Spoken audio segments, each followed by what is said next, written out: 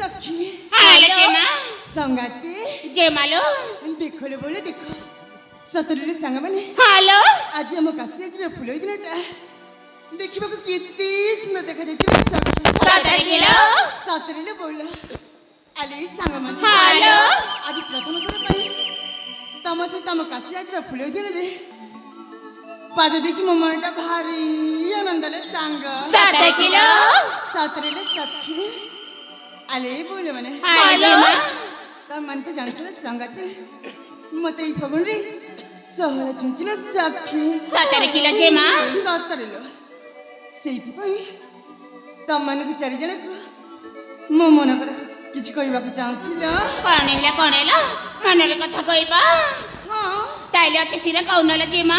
सतरे हेलो ताले मन देख सुनले संगते ठीक अछि ल जेमा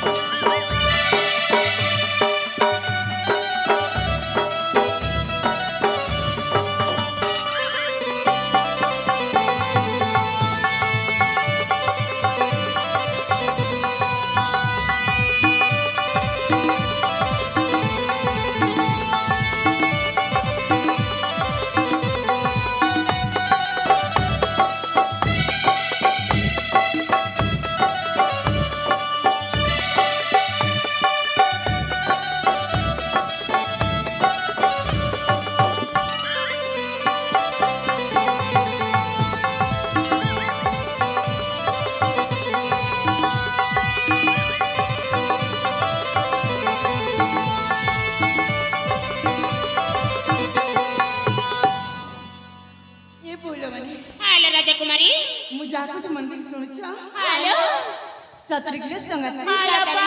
ए सखी हेलो देखले बोले देख से आकाश रे आकाश के देखले सखी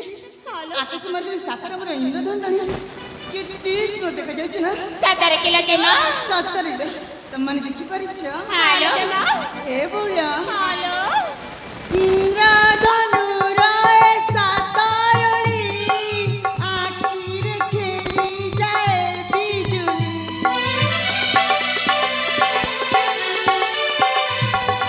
ओठो दिसु अछि नाली नाली रूपसी मानसी मुछाई देखि रूपक थारी रस कमल झुरे ए सुंदर तारी सबका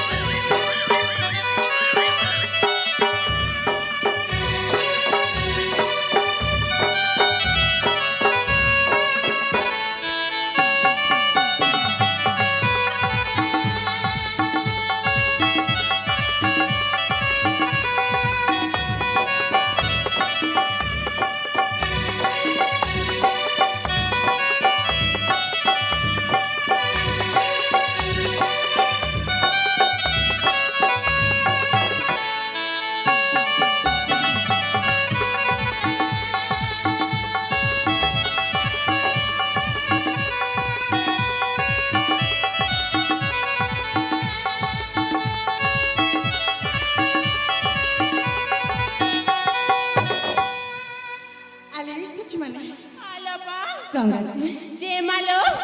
ଆମେ 5 ଜଣ ଏତେ ଦିନ ପରେ ସାଙ୍ଗ ହେଇକି ହଁ ଆମ ରାଜ ଦିନକୁ ବୁଲିବାକୁ ଆସିଛେ ମୁଁ ତ ତମମାନଙ୍କୁ ମୋ ମନ କଥା କହିଦେଲି ନା ବୋଉଳେ ମାନେ ହେଲେ ତମମାନେ ମତେ କିଛି ଆଜି କହିବନି କି ଲୋ ହେଲେ ଆପା ହଁ ଆମେ କିଛି କହିଦେଲେ ତମେ ଖରାପ ଭାବିବନି ତାଲୋ ଆଲେ ସାଙ୍ଗ ଆପା ତମେ ହଉଛ ମୋ ଛୁଆ ଦିନର ସାଙ୍ଗ ଆଉ ତମେ କିଛି କହିବ ମୁଁ ଖରାପ ଭାବିବି କି ଲୋ ଜମା ବି ନୁହଁ ଆଲେ ଜେମା କହିଲ ତମେ ନା ଆମର ଛୋଟ ବେଳର ସାଙ୍ଗ ହେଲେ ସତ